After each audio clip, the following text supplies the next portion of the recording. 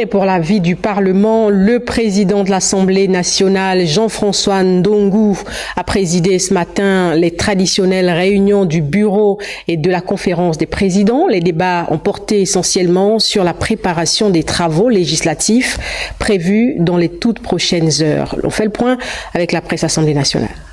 Objet des travaux de ces deux réunions statutaires dirigées par le président de l'Assemblée nationale de transition, l'honorable Jean-François Ndongo, en présence du ministre en charge de la réforme des institutions, Muriel Mikou, épouse Minta, la convocation de deux plénières, l'une consacrée à l'examen et au vote des textes de loi, l'autre aux questions orales adressées aux membres du gouvernement. Dans cette perspective, la réunion du bureau et la conférence des présidents se sont essentiellement accordées sur la recevabilité de 11 questions orales sous réserve de formulation et une question écrite, tout comme sur la recevabilité de 4 propositions de loi sur les 5 soumises à leur appréciation. Dans le cadre du suivi et de l'évaluation des politiques publiques, la conférence des présidents a entériné l'accord de la réunion du bureau relative à une demande d'enquête parlementaire et 2 missions pour complément des formations sur 2 entreprises. Pour ce qui est des travaux législatifs et autres perspectives, la réunion du bureau et la conférence des présidents ont pris acte de ce que le bureau de l'Assemblée nationale de transition est saisi depuis le 5 juin de 19 textes, dont 6 en attente d'adoption en séance plénière, 5 en cours d'examen en commission et 8 autres en attente d'examen.